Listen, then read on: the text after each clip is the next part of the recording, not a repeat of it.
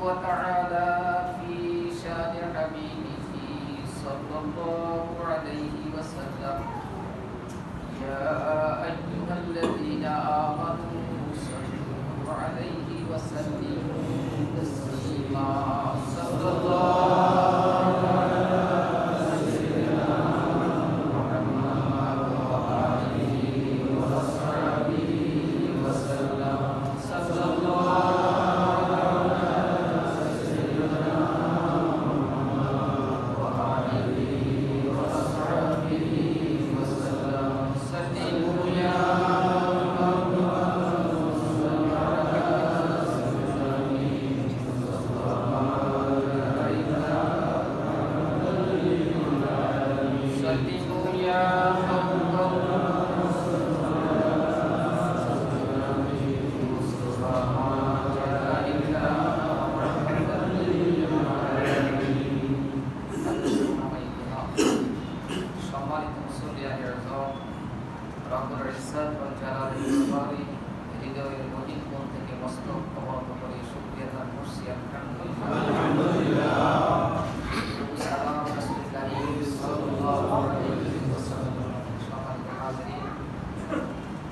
গত 4 জুমা থেকে আমরা সালাত সম্পর্কে আলোচনা করে আসছি। তারই ধারাবাহিকতায় আজকে পঞ্চম পর্বে সালাত সম্পর্কে কথা হচ্ছে। আমাদেরকে মনে রাখতে হবে সালাতের কোনো বদলি নেই। বদলি নাই মানে রোজা যদি কেউ রাখতে না পারে, অসুস্থ, সে আরেকজনকে ফিদিয়া দিবে, আরেকজনের মাধ্যমে রোজা রাখানো বা ফিদিয়ার মাধ্যমে পরিশোধের একটা ব্যবস্থা আছে। কোনো লোকের উপর যাকাত ফরজ, সে দিতে পারে নাই, তার পক্ষ থেকে আরেকজনে আদায় করে দিলেও হয়ে যায়। যেমন স্ত্রীর উপর যাকাত ফরজ, এখন স্ত্রী টাকা দিতে পারতেছে না, স্বামী তার পক্ষ থেকে পরিশোধ করে দিয়েছে, যাকাত আদায় হয়ে যায়। হজ কারো উপর ফরজ, কোনো কারণে অসুস্থতার কারণে সে যেতে পারে নাই, তার পক্ষ থেকে বদলি হজ করলে হজ আদায় হয়ে যায়। কিন্তু সালাত কেউ কারো পক্ষ থেকে বদলি করার কোনো সুযোগ নাই। যতক্ষণ পর্যন্ত আপনার হুঁশ আছে, আপনি দিন রাত বুঝেন, আপনি বাবা মা চিনেন, আপনি সকাল সন্ধ্যা বুঝতে পারেন, আপনাকে সিফটি দিলে আপনার ব্যথা লাগে, অনুভূতি যতক্ষণ আছে, হুঁশ যতক্ষণ আছে, ততক্ষণ সালাত মাফ নাই। সালাতের কোনো কাফারাও নেই।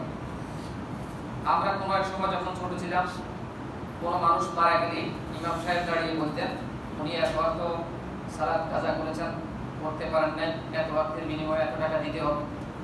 আমার ভাইয়েরা বিশ্বাস করেন, যদি এই সিস্টেমটা সার্বজনীন সিস্টেম হতো, স্বতঃসিদ্ধ সিস্টেম হতো, ইসলাম সম্মত সিস্টেম হতো, তো আমার দেশের আবুল কোম্পানি বলতো কয় টাকা লাগবে নিয়ে যাচ্ছে।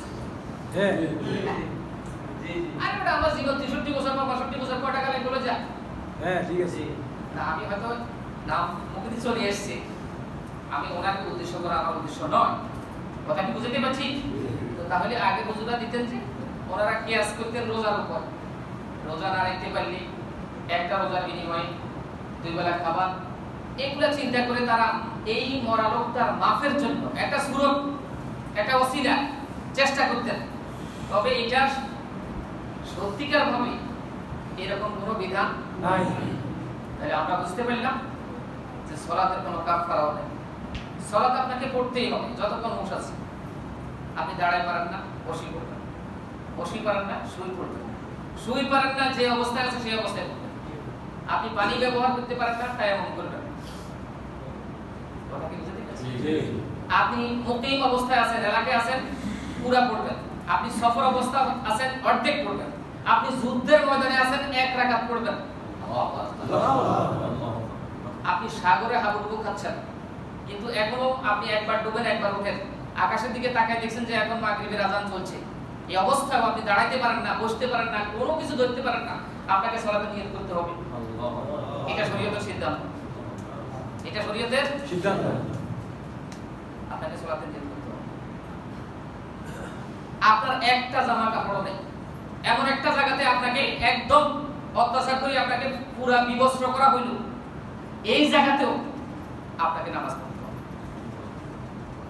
একটি কাপড়ও নেই, আপনার ঘরের মধ্যেও নেই, মনে করেন পরিচ্ছন্ন একটা কাপড়ও নেই, শরীয়তের সিদ্ধান্ত দরজা জানালা বন্ধ করে এই উলঙ্গ অবস্থায় আপনাকে বসে বসে সালাত আদায় করতে হবে। সালাত মাফ নাই? হ্যাঁ, সালাত মাফ আছে 5টা লোকের জন্য। কয়টা লোকের জন্য সালাত মাফ? একটু খুব ভালো করে খেয়াল করেন। যেই মানুষটা অবুঝ শিশু, কি শিশু? অবুঝ শিশু, কিচ্ছু বোঝে না, 7 বছরের নিচে, এই বাচ্চার জন্য সালাত মাফ 1 নাম্বার। 2 নাম্বার, সালাত মাফ যে লোকটা সত্যিকার পাগল। কি পাগল? না, আমাদের দেশে কিন্তু সত্যিকার পাগলের সংখ্যা কম। আচ্ছা, সত্যিকার পাগল কি? খাওয়ার কথা মনে থাকে, তার পোশাকের কথা মনে থাকে, তার পরিচ্ছন্নতার কথা মনে থাকে না? আমার দেশের বেশিরভাগ সুরতি পাগল। এটা আপনাদের এমনি কেন দিয়াতে বোঝা যায় এতে প্রতিবন্ধী। এরকম সিটারও আছে। কথা পছন্দ লাগে। যিনি সত্যিকার পাগল তার জন্য সালাত নাই। 3 নাম্বার, যে লোকটার হুঁশ নেই। কি নাই? হুঁশ নাই। কোনোভাবে সেন্সলেস যাকে বলা হয়, কোনোভাবে তার হুঁশ আসছে না, জ্ঞান ফিরছে না, এই লোকের জন্য সালাত নাই। কয়টা গেল? 4 নাম্বার, যেই মহিলাটা তার মেন্স পিরিয়ড চলছে, হায়েজ বলা হয় আরবি, অথবা নেফাস, আফটার ডেলিভারি যে 40 দিন, এই 40 দিন এবং এই হায়েজ চলাকালীন এই টাইম তার সালাত মাফ। কত নাম্বার গেল? 5 নাম্বার হলো যেই লোকটা নিজেরে মুসলমান দাবি করে না, বুঝলেন না কথা, তার জন্য সালাত মাফ। এবার আসেন, আমরা যারা এখানে আছি, আমরা কেউ অবুঝ শিশু না, আমরা কেউ পাগল না, আমরা কেউ বেহুশ না। আল্লাহ না করুক আমাদের হায়েজ নেফাসের সম্ভাবনা তো নাই। আচ্ছা, আমরা কি নিজেকে মুসলমান দাবি করি না এমন কেউ আছে? না। তাহলে আমাদের কি সালাত মাফ আছে? না। আপনি আমি কি কারণে, আপনি আমি কি কারণে সালাত পড়ছি না বলেন? এটা তো মাফে নেই। এই কয়টা অবস্থা ছাড়া সালাত মাফ নাই। বাবা ভাইরা, আমাদেরকে সালাতে আসতে হবে। দেখেন, রাসূলুল্লাহর কাছে একজন সাহাবী এসে বলল, ইয়া রাসূলুল্লাহ, এই লোকটা সারা রাত ঘুম গেছে, ফজরের সময় ঘুম যায়। বুখারী শরীফের বর্ণনা। রাসূলুল্লাহ বললেন, বালা শাইতানু ফি উযুনাইহি, সে যে এশা পড়ে ঘুমায় নাই, শয়তান তার 2 কানের মধ্যে পেশাব করেছে। হাদিসের শব্দটা দেখেন, বালা শাইতানু ফি উযুনাইহি, উযুনুন কান, উযুনাইহি মানে 2 কান, শয়তান তার 2 কানে কি করে দিয়েছে? পেশাব করে দিয়েছে, যার কারণে ফজরের আযান আসে শুনতে। কথা বুঝছেন? বুঝছেন? এখন আপনি বলবেন যে কই হুজুর, আমি তো সেদিন এশার নামাজ পড়ার সময় শুয়ে গেছি, তো আমার কানে কি শয়তানের পেশাব করছে? আমার ভাইরা, 1 নম্বর কথা হলো শয়তানকে কি আমরা দেখি না? আমরা শয়তান দ্বারা মানুষ দেখি, কিন্তু শয়তান দেখি না। তো শয়তানরেই যদি আপনি না দেখেন, তাহলে শয়তানের পেশাব দেখার সুযোগ আছে? না। তাহলে রাসূল যে বললেন, দেখেন আমার এখানে আমি বলতেছি ব্যথা করে ব্যথা করে ব্যথা করে, ব্যথাটা দেখা যায় না। এই যে আমি ব্যথা করে বলছি, আমার এই বলার ভিতরে ফেইসের একটা ভাব আছে, চেহারার একটা ভাব আছে। এটা থেকে ডাক্তারে বুঝতে পারছে হ্যাঁ সত্যিকারে তার ব্যথা করে, তার ওষুধ দেয়। কথা বলেন। রাসূল করিম সাল্লাল্লাহু আলাইহি ওয়াসাল্লাম ছিলেন মানবতার বাদী ডাক্তার, তিনি চেহারা দেখে বুঝতে পারতেন। তিনি বললেন, এই এশা পড়ন ছাড়া যে লোকটা ঘুমাই গেছে, বালা শাইতানু ফি উযুনাইহি, শয়তান তার 2 কানে পেশাব করে দিয়েছে। বলেন নাউযুবিল্লাহ। এটাকে আমাদের বিশ্বাস করতে হবে। এটার নাম ঈমান। এটার নাম ঈমান। ও আমার ভাইয়েরা, সালাত পড়লে আমাদের লাভ, না পড়লে আমাদের লস। এটা শ্রেষ্ঠ ইবাদত।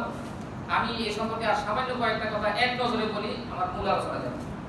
সালাত পড়লে আল্লাহ সন্তুষ্ট হন। বলেন আলহামদুলিল্লাহ। সালাত যদি আপনি পড়েন, আসমানের এবং জমিনের সব ফেরেশতা আপনার জন্য দোয়া করে। সুবহানাল্লাহ। ফেরেশতাদের বিভিন্ন ক্যাটাগরি আছে, আমি আর মানে ব্যাখ্যা করতে গেলে অনেক কথা চলে আসবে। সকল ফেরেশতা, এক কথায় সকল ফেরেশতা আপনার জন্য দোয়া করে যদি আপনি সালাত পড়েন। 3, সালাত পড়লে আপনি যে নবীর উম্মত, এটা প্রমাণ দিবে। রাসূলুল্লাহ বলেছেন, মান সাল্লা সালাতা, যে আমাদের মতো সালাত পড়ে, ওয়াস্তাকবালা কিবলাতানা, যে আমাদের কিবলাকে কিবলা মানে, ওয়া আকালা সাবিরাতানা, আমাদের জবাই করা পশুর গোশত খায়, তোমরা তাকে সাক্ষী দিবে এই লোকটা মুসলমান। কি করলে? সালাত পড়লে। কি করলে? কিবলা মানলে। কি করলে? মুসলমানদের জবাই করা না, এখানে শুধু মুসলমানের জবাই করা কবে তো হিন্দুরাও খায়। এর আগে দুইটা কে আগে দুইটা ছড়া না। আচ্ছা, এবার সালাত পড়লে আপনার অন্তরে নূর সৃষ্টি হয়।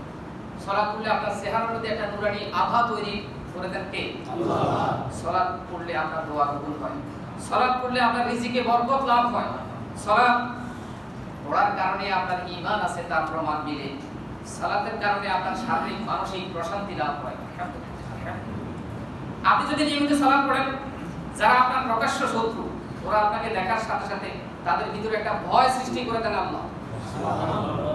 এটার বাস্তব একটা নমুনা বলি। আমার পরিচিত একটা লোকটা মারা গেছে। ওই হুজুর, আমি এই হুজুরের উপর এত রাগ হয়েছি যে আজকে আমি ওনার একটা ছোট লোক, যখন আমি ওনার সামনে গেছি এখন আমার ভিতরে একটা কম্পন সৃষ্টি হয়েছে, আমি আর ওনাকে কথা বলতে পারিনি। আল্লাহু আকবার। এই আপনি নিয়মিত নামাজ পড়লে আপনার শত্রুরাও আপনাকে ভয় করবে। কথা ভাই, সালাত পড়লে আপনি কবর আযাব থেকে মুক্তি পাবেন, কবরের অন্ধকার আলোকিত হবে। সালাত পড়লে আপনার মুনকার নাকিরের সওয়াল জবাব সহজ হয়ে যাবে। মুনকার নাকির আসবে আপনাকে বসাইতে, আপনি ঘুম থেকে উঠে বলবেন কোন নামাজ নামাজের সময় চলে যায়। এই যে আপনার এই ভাবটা, সে তো উঠি আমি তারে কি প্রশ্ন করবো, হে কোন নামাজ আপনার ভিতরে এই অনুভূতি আসার কারণে আপনি কবরে মুক্তি পাবেন। আমার ভাইয়েরা, সালাত নিয়মিত পড়লে আরশে আজিমের নিচে স্থান পাবেন। আল-কুন মুআল্লাকুন ফিল মসজিদ, যার কলবটা মসজিদে ঝুলন্ত থাকে, অর্থাৎ সে নামাজ আপনি আরশে আজিমের নিচে ছায়া পাবেন। আপনি সালাত ঠিকভাবে পড়লে আপনি ফুল সিরাত পার হতে পারবেন দ্রুত গতিতে। আপনি সালাত পড়লে জান্নাতে প্রবেশ করতে পারবেন। ও আমার ভাইয়েরা, সালাত যদি আপনি পড়েন তাহলে দেখেন আপনি এশা সালাত পড়েছেন আর ফজরের সালাত পড়েছেন, মধ্যখানে 7-8 ঘন্টা বা 6 ঘন্টা ঘুমাইছেন। রাসূলুল্লাহ বলেছেন কেউ যদি এশার সালাত আর ফজরের সালাত জামাতের সাথে পড়ে, নিয়মিত পড়ে, তার সারা রাত আল্লাহ সালাত হিসাবে কবুল করবেন। সুবহানাল্লাহ। এত ঘন্টা কি আমাদের কেউ দাঁড়ায় দাঁড়ায় নামাজ পড়ার সুযোগ আছে নাকি? আমাদের বডির যে অবস্থা আমরা কি পারবো? আমার ভাইরা, আল্লাহ সালাত পড়লেই আপনার গুনাহ মাফের একটা সুযোগ আছে। সালাত পড়লেই আপনি যে মুসলমান তার প্রমাণ। সালাত যারা নিয়মিত আদায় করে তাদের হার্ট অ্যাটাক এবং ব্রেন স্ট্রোকের ঝুঁকি সবচেয়ে কম থাকে। সুবহানাল্লাহ। না পড়লে আপনি জাহান্নামে যাওয়ার সমূহ কারণ রয়েছে, প্রধান কারণ রয়েছে। জাহান্নামে যাওয়ার প্রধান কারণ হলো সালাত না পড়া। ও আমার ভাইরা, আপনি সালাত যদি না পড়েন আপনি সবচেয়ে বড় কুফরি করলেন। এটা আকবারু মিনাল কুফরি। সারা পৃথিবীর সমস্ত উলামা, ফুকাহা, মুফাসসির, মুবাল্লিগ, মুহাদ্দিস সবাই একমত যে সালাত ত্যাগ করা হলো আকবারুল কুফরি, সবচেয়ে বড় কুফরি হলো সালাত ত্যাগ করা। ও আমার ভাইরা, সুতরাং আপনাকে সালাতে আসতে হবে। সালাত নিয়মিত না পড়লে আপনার ঈমান আছে তার প্রমাণ নেই। বড় কঠিন ব্যাপার। সালাত নিয়মিত না পড়লে আপনার দ্বীন আছে এই কথা বলার সুযোগ নেই। আপনি দ্বীনের ভিতরে আছেন, গন্ডিসীমার ভিতরে আছেন, এটা সুযোগ নেই। আপনি একটা জিনিস দেখেন তো, ছেলে একটারে আপনি মাদ্রাসায় ভর্তি করেছেন, 1 বছরের ভিতরে একদিনও যায় না, পরের বছর তারা এর ছাত্র মনে করে না, বলে সে তো একদিনও যায় না। আমার ভাইরা, কবরে সালাতের ব্যাপারে আইকিউ টেস্ট হবে, যে কথাটা একটু আগে বললাম। হাসরের মাঠে সমস্ত একটা মানুষের যত ধরনের বিচারের ফাইল থাকবে, সর্বপ্রথম ফাইলটা থাকবে সালাতের। প্রথম ফাইলটা যদি কারো ক্লিয়ার হয়, ইজা সালুহাত সাইল আমল, যদি তার প্রথম এই ফাইলটা ঠিক হয় তাহলে তার অন্যান্য ফাইলগুলো সব আল্লাহ ওকে করে দিবেন। সুবহানাল্লাহ। আমার ভাই, আপনাকে সালাতে আসার জন্য অনুরোধ করছি। সালাত যদি কেউ না পড়ে তার জীবনে বরকত নাই, তার রিজিকে, রুজিতে, তার কাজে, আমলে কোনো বরকত নেই। আপনি এটা বাস্তব অনুসরণ দেখবেন, কোনো বরকত নেই। সালাত যারা না পড়ে তাদের চেহারার মধ্যে নুরানি আভা তৈরি হয় না, আলো আসে না। সালাত যারা না পড়ে তাদের দোয়া কবুল হয় না। অনেক দোয়াই তো অনেক মানুষে করে, অনেক কাকুতি মিনতি করে, কিন্তু দোয়া কবুল হয় না। তো আমার ভাইরা, সালাত যে লোকটা পড়ে এই লোকটা দুনিয়াতে সফল হয় না, আখিরাতে তো নয়। সালাত যে লোকটা পড়ে না তার মৃত্যুটা হয় বেইজ্জতের সাথে মৃত্যু। সে ক্ষুধার্ত অবস্থায় মৃত্যুবরণ করে, চরম পিপাসা নিয়ে সে মৃত্যুবরণ করে। সালাত যে লোকটা পড়ে না তার দুনিয়ার জীবনটা সংকীর্ণ হয়, এমনকি কবরের জীবনটাও সংকীর্ণ হয়। কবরটা শুধু খিচাবের চাপ পায়। আল্লাহর কাছে আমরা ক্ষমা চাই, করেন আমিন। সালাত যে লোকটা পড়ে না তার কবরে আযাব হবে। তাকে যেই ফেরেশতা পিঠাবে ওই ফেরেশতা গানে শোনে না। কি শুনে না? দেখেন আমরা দুনিয়াতে যখন কেউ কারো করে মারে, এই ছেলেটা বা এই মেয়েটা এই মানুষটা চিৎকার করে, একসময় বাবাও ডাকে, হ্যাঁ, তখন কেউ কয় যে থাক আর মার ইচ্ছা করে পাপ দেখছে আর কবরে যেই ফেরেশতাটা মারব এই ফেরেশতা কানে শুনে না। তার কারণ কি? ব্যাখ্যায় বলা হয়েছে যে আপনি যত কাকুতি মিনতি করেন সে এটাকে পাত্তা দেবে না। ও আমার ভাইয়েরা, আপনি যদি সালাত না পড়েন আল্লাহ আপনার প্রতি নারাজ হয়ে যাবে যে আমি তাকে এখনো সেজদা দেওয়ার তৌফিক দিছি, সে সেজদা দিল না, এটা আল্লাহ খুব নারাজ হন। সালাত যে লোকটা পড়ে না সে আল্লাহর হক নষ্ট করে। হাদিস শরীফে তাকে মাররু মানে অভিশপ্ত বলা হয়েছে। যে লোকটা তৌফিক থাকার পরেও সালাত পড়ে না তাকে বলা হয়েছে কি? অভিশপ্ত। অভিশপ্ত বাংলাতে না আমরা অভিশপ্ত বলি, আরবিতে বলে মাররু। আপনারা মাঝে মাঝে অমুসলিম কাউকে মালাউনের বাচ্চা কোন মালাউন মানে কি? অভিশপ্ত। আপনি হয়তো মালাউন বুঝেন, শব্দটা হলো মাররু। যারা সালাত পড়ে না তাদেরকে বলা হয়েছে মাররুন, এরা অভিশপ্ত। তৌফিক থাকার পরেও যারা পড়ে না। সুতরাং আমি এক নজরে কথা বললাম গত 4 জুমা থেকে। এখন সালাত পড়লেই লাভ, না পড়লেই লাভ। আশা করি আল্লাহ আমাদেরকে সহিহ বুঝদার করবেন। সেজন্য আমাদের সবাইকে সালাতে আসার উদাত্ত আহ্বান জানাচ্ছি। প্রিয় হাজিরিন, এবার আসলে এই যে সালাত পড়বো, আমি আগেই বলছি আমার এই আলোচনা অনেক টাইম লাগবে, কারণ আমি এই বিষয়ে ব্যাপক কথা বলার চেষ্টা করি। তাওফিক বিল্লাহি ইনশাআল্লাহ। সালাত প্রথমত 3 ধরনের। কয় ধরনের? 3 ধরনের। 1 নম্বরে ফরজ, 2 নম্বর ওয়াজিব, 3 নম্বর সুন্নাহ। কয় ধরনের বললাম? 3 ধরনের। ফরজ আবার 2 রকম, ফরজে আইন, ফরজে কিফায়া। ওয়াজিব আবার 2 রকম, ওয়াজিবে আইন, ওয়াজিবে কিফায়া। সুন্নাত আবার 2 রকম, সুন্নতে মুআক্কাদা, সুন্নতে জায়েদা। সুন্নতে জায়েদার অপর নাম নফল। কথা কি বুঝতে পেরেছেন? তাহলে সবগুলো প্রকাশ চলে এসেছে। জি। মৌলিকভাবে কয় রকম? 3 রকম। 1 নম্বর ফরজে আইন। ফরজে আইন হলো প্রতিদিন 24 ঘন্টার ভিতরে 17 রাকাত। কত রাকাত? 17 রাকাত। প্রতিদিন 24 ঘন্টার ভিতরে কত রাকাত? 17 রাকাত। সালাতুল ফজরে ভোরবেলায় 2 রাকাত, জোহরে 4, আসরে 4, মাগরিবে 3, এশায় 4। এই 17 রাকাত 24434 বলে 34 এ ডায়াল করিয়া কথা বলো আল্লাহর সাথে সালাতে গিয়া। সুবহানাল্লাহ। তো আমার ভাইরা, এটা আল্লাহর ফোন নাম্বার 24434 24434। এটা আল্লাহর ফোন নাম্বার।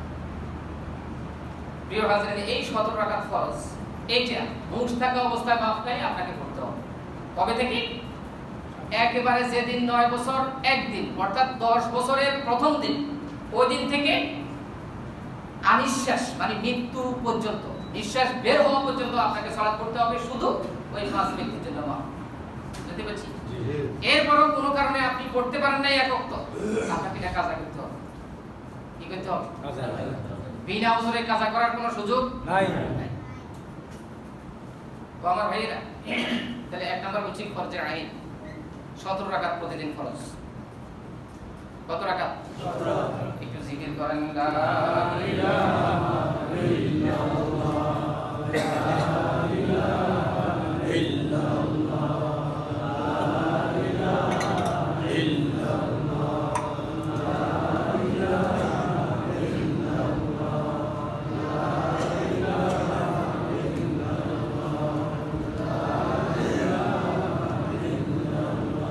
লা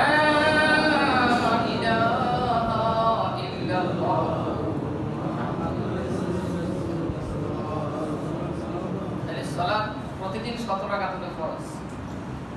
এইটা পড়ার সিস্টেমটা আমরা পর্যায়ক্রমে বলি। এবার আসেন ফরজে কিফায়া, কেবলমাত্র জানাজার সালাত। কেবলমাত্র সামান্য কিছু বলি, আমি এটা শেষ করে দিচ্ছি, একটু খেয়াল করেন। জানাজার সালাত মানুষের মৃত্যুর পরে, মুসলমানের মৃত্যুর পরে পড়লে, শুধু সালাত পড়লে 1 কিরাত সওয়াব, দাফনে শরীক হলে 2 কিরাত সওয়াব। চেষ্টা করবেন যেখানে শরীক হবেন 2 কিরাত সওয়াবের আশায় দাফনেও শরীক হবেন। তবে কোন চিহ্নিত মুনাফিকের জানাজায় গেলে গুনাহ হবে। কোন চিহ্নিত বেনামাজি যে লোকটা 1 ওয়াক্ত নামাজও পড়ে নাই, তার জানাজায় যাবেন না। আমি কি কথা বুঝতে পারছি? কাফের মুশরিকের জানাজায় বা নাস্তিকের জানাজায় যাওয়ার তো প্রশ্নই আসে না। কেবলমাত্র কোন মুসলিম দিনী ভাইয়ের জানাজায় যাবেন তাকে দোয়া করার জন্য, তার দাফনে শরীক হওয়ার জন্য, নিজের আমলকে বৃদ্ধি করার জন্য। এবার আসেন, আমি ব্যাপক কথা বলতেছি না। জানাজা শুরু হবে, খুব বেশি লম্বা বক্তব্য কোনো দরকারই নেই। আপনারা যারা মক্কায় গেছেন, মদিনায় গেছেন, কোন জানাজাকে সামনে রেখে ইমাম সাহেবের কোনো বক্তব্য আছে না?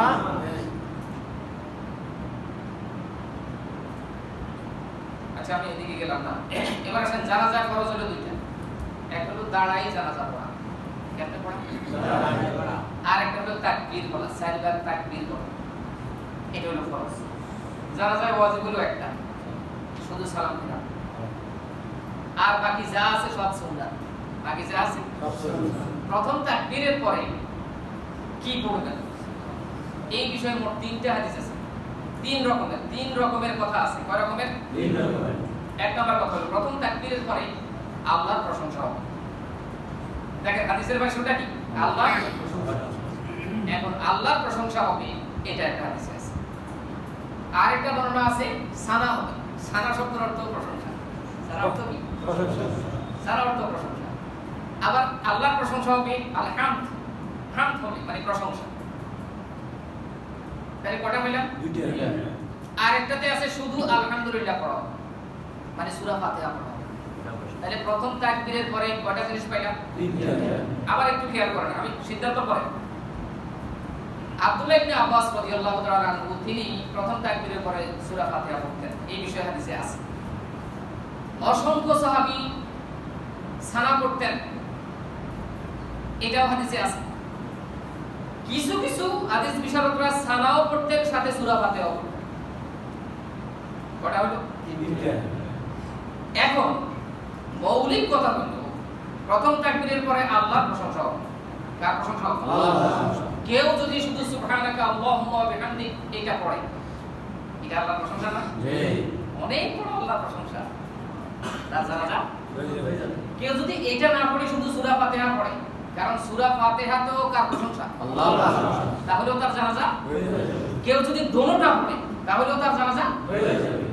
এখন আপনি মনে করেন আপনি দোনোটা পড়ার চিন্তা করছেন, ইমাম সাহেব এইভাবে আল্লাহু আকবার বলে দিচ্ছে, তাহলে ওনার একটা তাকবীর শেষ হয়ে গেছে না? জি। আপনার এখনো পড়া শেষ হলো, কথা আছে না? তাহলে আপনাকে ওইভাবে চিন্তা করতে হবে।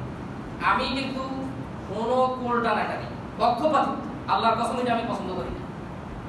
নীতির মাপকাঠিতে কথা বলার চেষ্টা করি, এই তৌফিক নেই। আমার কথা বুঝছেন? জি। তাহলে আপনি যদি শুধু সানা পড়েন হয়ে যাবে, প্রথম তাকবীর। আপনি যদি সূরা ফাতিহা পড়েন তাও হয়ে যাবে, আপনি যদি দোনোটা পড়েন তাও হয়ে যাবে। এখন আমরা সাধারণত পৃথিবীর 1/3 মানুষ হানাফি মাযহাবের অনুসারী, ওনারা বেশিরভাগ সানা পড়েন। কি পড়েন? সানা। কথা বুঝতে পেরেছেন? হ্যাঁ, যারা শাফি মাযহাবের আছেন ওনারা বেশিরভাগ সূরা ফাতিহা পড়েন। মৌলিকভাবে এখানে কি নাই? দ্বন্দ্ব নাই। শুধু না বুঝার কারণেই আমাদের দেশে কোনটা না। প্রথম তাকবীর শেষ, তাকবীরের পরে আমরা আল্লাহর প্রশংসা করলাম। এবার আসেন আবার তাকবীর হবে, দরুদ শরীফ হবে। কোন দরুদ? যেটা আপনি সালাতে পড়েন। তাহলে আপনি সানাও পারেন, সূরা ফাতিহাও পারেন, আপনি দুরুদে ইব্রাহিমও পারেন। আলহামদুলিল্লাহ। দুরুদে ইব্রাহিমের পরে আবার কি হলো? তাকবীর হবে। এবার কি হবে? মাইয়িতের জন্য দোয়া হবে। কার জন্য দোয়া হবে? মাইয়িতের জন্য দোয়া এক রকম নয়, অসংখ্য রকম আছে। প্রসিদ্ধ যে দোয়াটা আমরা পড়ি, আল্লাহুম্মা কুল্লি হাইয়িনা ওয়া মাইয়িতিনা ওয়া শাহিদিনা, শেষ পর্যন্ত। সময়ের কারণে বললাম, এটা হলো প্রসিদ্ধ দোয়া। এটার বাইরেও যদি কেউ আরো অনেক দোয়া পড়ে কোনো সমস্যা নাই। যেটা দেখবেন মাঝে মাঝে কাবাতে যারা নামাজ পড়ছেন, আমরা দোয়াটা পড়ি অপেক্ষা করতেছি, হুজুর যে অনেকক্ষণ হয়ে গেছে শেষ করে না, তার মানে হুজুরে আরো অনেক। এখন আপনি যদি মানে একটু খেয়াল করেন, আপনি যদি আরো বেশি পড়েন কোনো সমস্যা নাই, তাহলে তৃতীয় তাকবীরের পরে মাইয়াতের জন্য দোয়া হবে। পুরুষ হলে একরকম, মহিলা হলে একরকম, প্রাপ্তবয়স্ক হলে একরকম, নাবালক হলে একরকম, কিছু তফাৎ আছে। আপনি কিচ্ছু পারেন না, শুধু আল্লাহুম্মা ফিল্লি হাইয়িনা এই দোয়াটা শিখে নেন, এটা প্রসিদ্ধ দোয়া, এটা শিখে নেন। আপনি আমি আমরা যারা জানা যায় দোয়া পড়া ছাড়া শুধু আল্লাহু আকবার করে আমরা গাড়া রয়েছি, আপনার জানাজাটাও এইভাবে মানুষ পড়বে, বুঝলেন না কথা? আপনি দোয়া ছাড়া সারা দিচ্ছেন এত নেই, আপনি এই লোকেরা দোয়া ছাড়া সারা দিচ্ছেন না, তো আপনি অপেক্ষা করেন আপনি বললে কি মানুষ দোয়া করবেন না? তো দোয়া না করলে আপনার জন্য এখানে আসি কি দেওয়া উচিত, বুঝলেন না কথা? আপনি তো গেছেন তাকে দোয়া করার জন্য, তো আপনি চুপ করে খাড়া দিচ্ছেন। আপনি এই দোয়াটা শিখে নেন, এখন তো দোয়া শিখতে খুব বেশি সময় লাগে না, একটু খেয়াল করুন। এবার আবার আল্লাহু আকবার, তারপরে সালাম। সালাম ফিরাইবার পরে আমার দেশে কিছু লোক ছোট করে ওকে মুনাজাত, ছোট করে মুনাজাত দেওয়া কোনো হারাম নয়, কথাটা আগে বুঝেন। কিন্তু এখানে একটা সমস্যা আছে। কি সমস্যা? একটা সুন্নত তরফ হয়ে যায়। কি তরফ? আপনি যখন ছোট করে একটা মুনাজাত দিলেন, তখন এরা মনে করে কি, পাবলিক মনে করে মুনাজাত তো দিছি চল, এরা তারপরে শরীক হয় না, কি হয়? হয় না, হয় না, এটা মুনাজাত তো দিছি চল। তাহলে আপনার এই ছোট্ট করে মুনাজাতের সুযোগ নিয়ে আসে আরেকটা সুন্নত তরফ করছে, করার সুযোগ পাইছে। এখন রাসূলুল্লাহ কি বললেন? আচ্ছা, রাসূলুল্লাহ বলেন ইজা সাল্লাইতুমুল জানাজা ফাখলিসু লাহু দুআ। জানাজা যখন শেষ হবে তখন তোমরা খালেস ভাবে দোয়া করবে। এখন কি শেষ হওয়ার সাথে সাথে যারা আরবি ব্যাকরণ বুঝেন, ফাখলিসু এখানে ফা লাগাইছে, ফা মানে হলো একটা কাজ শেষ হওয়ার পরে মধ্যখান দিয়ে আরেকটা কাজ হবে তারপরে। না কথা বুঝে নাকি আরবি ব্যাকরণের কায়দাটা বুঝেন। তাহলে জানাজা শেষ হচ্ছে আবার দাফন, তারপরে বুঝেন না? এবার আসেন এই হাদিসের আরেকটা সাপোর্টিং আছে, ইজা ফারাগা মিন দাফনিল মাইয়িত। মাইয়িতকে দাফন করা থেকে তোমরা যখন ফারিগ হবা, ফারিগ মানে কি? শেষ হওয়া, অবসর হবা। হ্যাঁ, ফারিগ মানে কি? অবসর হবা। ইজা ফারাগা মিন দাফনিল মাইয়িত, মাইয়িতকে দাফন করার পর তোমরা যখন অবসর হইবা, মানে দাফন করা শেষ, এবার রাসূলুল্লাহ বলেন ইস্তাগফিরু লিয়াকিকুম। ইস্তাগফিরু বহু বচনের শব্দ। তোমরা সবাই, তোমরা যারা আছো, তোমরা তোমাদের ভাইয়ের জন্য আল্লাহর কাছে ক্ষমা প্রার্থনা করো। তাহলে রাসূলুল্লাহ দোয়া করার কথা বলছে তো? বলছে, অবশ্যই বলছে। কখন? দাফন করার পরে। হ্যাঁ, জানাজার ভিতরেও তো আমরা বললাম আল্লাহুম্মা ফিল্লি হাইয়িনা, ও আল্লাহ আমাদেরকে maaf করে দেন, আমাদের যারা জিন্দা আছে maaf করে দেন, ওয়া মাইয়িতিনা আমাদের যারা মরা আছে সবাইকে maaf করে দেন, ওয়া যাকারিনা আমাদের পুরুষদেরকে maaf করে দেন, ওয়া উনসানা আমাদের মহিলাদেরকে maaf করে দেন, বুঝছেন? কাবীরিনা বড়দেরকে maaf করেন, সগীরিনা ছোটদেরকে maaf করেন, বুঝছেন? জি। তো আপনি এটা অর্থ সহ চিন্তা করে তো দোয়া করিয়ে হলেন, দোয়া করেন না? জি। এবার আবার দোয়া করবেন কখন? কবর দেওয়ার পরে। রাসূলুল্লাহ বলেছেন এই টাইমে কেন করবা? ফাইন্না সুআলা, এখন তাকে প্রশ্ন করা হবে, তোমরা তার জন্য দোয়া করবে যাতে সে বিতাসবিত অটুট থাকতে পারে মুনকার নাকিরের সামনে। এরপরও যদি আমরা হুজুর হয়তো দাফনের জন্য থাকতাম না, দোয়া করে যাই, তো আপনি নিজে নিজে করেন না, আপনার মানা করছি কি? জি। আপনার কে নিষেধ করছে? আপনি নিজে নিজে করে চলে যান, বুঝলেন না কথা লাগে? আল্লাহ, ও আমার ভাইয়েরা, আমি দোয়া করার বিপক্ষে নই, আমি দোয়া করার পক্ষে। তবে বিশ্বাস করেন কবর দেওয়ার পরে আপনার যদি অনুমতিটা আসে যে এখন তাকে প্রশ্ন করা হবে, আল্লাহ আমি এখন দোয়া করতেছি, আপনি একটা জিনিস চিন্তা করেছেন, আজকে মনে করেন একটা লোকের এখন বিচার হবে, আমরা সবাই এখানে সামনে, সবাই এখানে সামনে, এই এতগুলা মানুষের সামনে এতগুলা মানুষ সুপারিশ করতেছে, আল্লাহ তারা মাফ করে দাও, ইয়ো তারা মাফ করে দেন, তারা মাফ করে দেন। আমি তো সব কেউ কারোর উপর মারল, যদি 100 হবে কয় যে এর ভাই এরা মারিস না, তখন তার ভিতরে একটা আমার ওষুধ তো এটাই চাইছে যে এখন তাকে প্রশ্ন করা হবে, এখন প্রশ্ন না হলে পীড়া দিও, এখন তার ইমান হারানোর বিষয়, তোমরা সবাই এখন তার জন্য ক্ষমা প্রার্থনা করো। তো আমি তো আগে করে চলে গেছিলাম, এখন আমার কোনো হুজুরা হয়তো আমি অমুক হুজুরের পেছনে উনি কি কম জানেন, ভাই আমি ওনার থেকে বেশি জানি আগে জীবনও করি না, আমি সবচেয়ে কম জানি।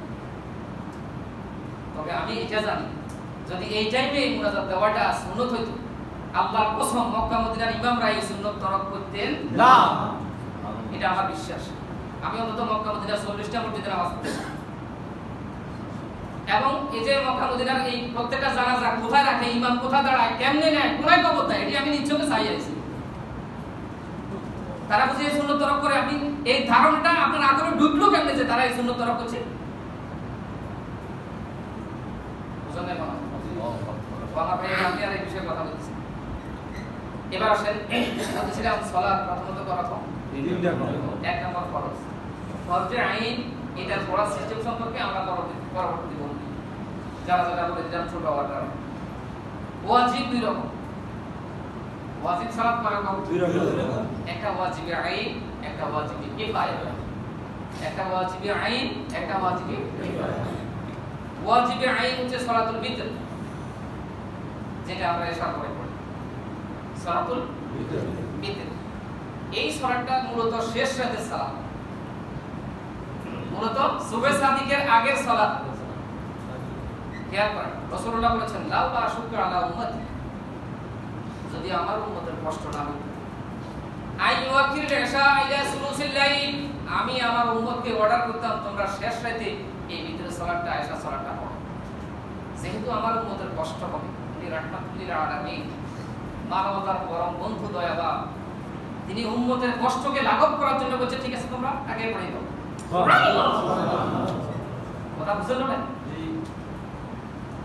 সালাতুল বিতর এটা ওয়াজিবে আইন, কয় রাকাত? 3 রাকাত। তাই একটু খেয়াল করুন, বিতর শব্দের শাব্দিক অর্থ বিজোড়। কি বিজোড়? বিজোড় বলা হয় 5টা সংখ্যা, মনোযোগ দেন, 1 3 5 7 9। এই 5টা সংখ্যাকে আমাদের গাণিতিক ভাষায় কি বলে? বিজোড়। এবার আসেন, রাসূল কারীম সাল্লাল্লাহু আলাইহি সাল্লাম বিতর কয় রাকাত পড়তেন, এই বিষয়ে অনেকগুলা মত আছে। তিনি 1 রাকাত পড়েছেন, তিনি 3 রাকাত পড়েছেন, তিনি 5 রাকাত পড়েছেন, 7 রাকাত পড়েছেন, এরকম কিছু বর্ণনা পাওয়া যায়। কিন্তু জীবনের ম্যাক্সিমাম টাইম এবং 1.5 লক্ষ সাহাবায়ে কেরামের অধিকাংশ সাহাবায়ে কেরাম রিল্যাক্স মোডে যখন থাকতেন, ওনারা 3 রাকাত পড়তেন। কয় রাকাত? 3 রাকাত। আজকে খুব ব্যতিব্যস্ত, আজকে চরম সমস্যা, যুদ্ধের অবস্থা, 1 রাকাত পড়েছেন। কথা কি বুঝতে পারছি? বিতরের সালাত আদায়ের পদ্ধতি আছে 3টা। কয়টা? 3টা। আমরা যে সিস্টেমে পড়ি এটাও একটা, বুঝছেন না কথা? এর বাইরেও আরো 2টা সিস্টেম আছে। আলহামদুলিল্লাহ। আপনি যদি অঙ্ক করেন, অঙ্ক করার জন্য যদি নিয়ম 2টা থাকে, যে কোনো একটা অঙ্ক করলে অঙ্কের ফল মিলতো না, নাম্বার পাবেন না। তো যদি আমার 3টা প্রসেস থাকে, আমি যদি একটা আদায় করি, আদায় হয়ে গেছে। আলহামদুলিল্লাহ। আলহামদুলিল্লাহ। কথা কি বুঝতে পারছেন? এখন আসুন, ওয়াজিবে আইন হচ্ছে 2 ঈদের সালাত। কয় ঈদের সালাত? 2 ঈদের সালাত। বছরে কয় দিন? 2 দিন। 2 দিন। সূর্য ওঠার পর থেকে পশ্চিম আকাশে সূর্য, মানে অর্ধ আকাশে সূর্য আসার আগ পর্যন্ত, সূর্য ওঠার পর থেকে ঠিক দুপুর হওয়ার আগ পর্যন্ত ঈদের সালাত পড়া, বছরে 2 দিন, 2 দিন। এটা ওয়াজিবে আইন। এটা কি? ওয়াজিবে আইন। কয় রাকাত? 2 রাকাত। এখানে তাকবীর কয়টা হবে এটা নিয়ে 2টা মত আছে। কয়টা মত আছে? 6 তাকবীর, 12 তাকবীর। কয় তাকবীর? 6 তাকবীর। সমস্যা হলো আমার দেশের কিছু মানুষ পক্ষপাতিত্ব আর উল্টানাটানির কারণে কেউ কাজে 6 তাকবীরে ঠিক, কেউ কাজে 12 তাকবীরে ঠিক। আমি আমার ব্যক্তিগত গবেষণা দেখছি দোনোটা ঠিক। এটা আমি আমার কথাটা বললাম। তবে 6 তাকবীরের হাদিসটা একেবারে সঠিক, নির্জলা সঠিক। বড় আফসোসের বিষয় হলো কিছু মানুষ ফিতনা সৃষ্টি করার জন্য বলে যে এটা সঠিক নয়। এজন্য ডক্টর খন্দকার আব্দুল্লাহ জাহাঙ্গীর বলছেন, বা 6 তাকবীরের হাদিসটা টনটনে সঠিক। কথা বুঝছেন না? আমার ভাইরা, আপনি 12 তাকবীর দেন, আমার কোনো আপত্তি নেই। আমি 6 তাকবীর দিলে আপনার আপত্তি কেন? এরকম ফিতনা করার, আমি ফিতনার বিপক্ষে। বলেন আমরা ফিতনার বিপক্ষে। তাহলে 2 ঈদের সালাত হলো ওয়াজিবে আইন। এখন আসেন, ওয়াজিবে আইন হলো আরেকটা সালাত। আপনি যেই কোনো নফল নামাজ নিয়ত করে ফেলছেন, আল্লাহু আকবার বলে ফেলছেন, এখন বলি ফেলার পরে আপনি নিয়ত ছাড়িয়ে দেওয়া লাগছে। কি কারণে? হয়তো কেউ অ্যাক্সিডেন্ট করছে, কোনো দুর্ঘটনা হয়েছে, কোনো কারণে আপনাকে ছাড়ি দেওয়া লাগছে, বুঝলেন না কথা? এই যে নিয়ত করে ফেলছেন এটা ওয়াজিব হয়ে গেছে। এখন আপনাকে ছাড়ি দেওয়ার পরেও পরক্ষণে আসি, যখন সুযোগ পান তখন আসি, আবার আপনাকে এটা আদায় করতে হবে, এটাও ওয়াজিবের আইন। তাহলে ওয়াজিবের আইন কয়টা পেলাম? সালাতুল ঈদ, দুইটাকে আমরা একসাথে ধরলাম। আর হলো নিয়ত করা সালাত, যেটা আপনি কোনো কারণবশত পড়তে পারেন নাই, আবার পড়ে দিবেন, এটা হলো ওয়াজিবের আইন। কারো মতে হ্যাঁ সরি, এই তিনটা হলো ওয়াজিবের আইন। আর হলো ওয়াজিবে কিফায়া। আমি সালাতের প্রকারভেদের কথা বলছি। ওয়াজিবে কিফায়া হলো যে কোনো একজন ইমামতি করা। কি করা? আচ্ছা, ইমামতি কি সবাই করে না? কয়জনে করে? তো এই যিনি ইমাম হবেন, এই ওনার জন্য ইমামতি করাটা ওয়াজিবে কিফায়া, অর্থাৎ যে কোনো একজনের জন্য ইমামতি করাটা ওয়াজিবে কিফায়া। কথা কি বুঝতে পেরেছি? এখানে খেয়াল রাখবেন, ইমাম কি সবাই হতে পারে না? আমার ভাইয়েরা আপনাদেরকে ছোট্ট একটা কথা বলি। আজকে যদি আল্লাহ না করুক আমি ইমাম হিসাবে এখানে সাহু সিজদা দেই ভুলের কারণে, আপনারা সবাই কি চুপ করে থাকবেন না আমার সাথে সাহু সিজদা দিবেন? কেন দিবেন? ভুল তো আমি করছি। এখান থেকে শিক্ষা হয় জাতির ইমাম যদি ভুল করে পুরো জাতি খেসারত দেওয়া লাগে, যেটার নমুনা আমরা বিভিন্ন সময় দেখি না, বিভিন্ন সময় আমরা দেখি জাতির ইমামের ভুলের কারণে পুরো জাতির খেসারত। এজন্য ইমামদের জন্য দোয়া করতে হবে, আর ইমামও তার যোগ্যতা নিয়ে ইমামতি করতে হবে। ঠিক বুঝলেন না কথা? ঠিক। আজকে আমাকে বলা হয়েছে যে জঙ্গিবাদ এবং সন্ত্রাস সতর্ক করতে। আমার ভাইয়েরা, আমরা যারা সত্যিকার ইমাম, সত্যিকার মুসলমান, সত্যিকার দিন ধর্ম মানি, আমরা সব সময় জঙ্গিবাদ এবং সন্ত্রাসবাদের বিপক্ষে, ঠিক কিনা? তারপর আপনার সন্তান কোথায় যায়, কোথায় থাকে, কি করে, রাতের বেলায় কোথায় থাকে, এগুলো লক্ষ্য রাখবেন, এটা আমাদের সকলের দায়িত্ব। বড় আফসোসের বিষয় হলো কোনো কারণে, কোনো ন্যায্য অধিকার আদায়ের কারণে কোনো ছাত্ররা যখন রাস্তায় দাঁড়িয়ে নামাজ পড়ে, আপনি তাদেরকে সন্ত্রাসী বানান। আপনার মতো বিবেকহীন মানুষ সমাজে আছে কিনা সন্দেহ।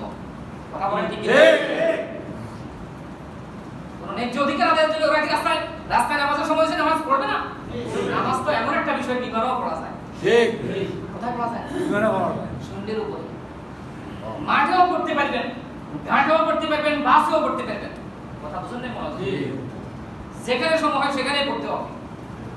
তো নামাজ পড়লে আপনি তাকে যদি এরকম তকমা দেন, আমরা আল্লাহর কাছে আপনার হেদায়েত কামনা করি। আমিন। হেদায়েত যদি আপনার কপালে না থাকে, আমরা ধ্বংস কামনা করি। বলেন আমিন। আমিন। আমিন। ও আমার ভাইয়েরা, সময়ের কারণে আমি কথা বলতে কষ্ট হচ্ছে। সালাতের 3 নাম্বার কথা হচ্ছে সুন্নতে মুআক্কাদা। কি প্রকার? সুন্নতে মুআক্কাদা। সুন্নাত দুই রকম। সুন্নাত কয় রকম? এক হচ্ছে সুন্নতে মুআক্কাদা, এটা মাত্র 12 রাকাত। কয় রাকাত? 12 রাকাত। এই বিষয়ে আমি পরবর্তী জুমায় কথা বলার চেষ্টা করব ইনশাআল্লাহ।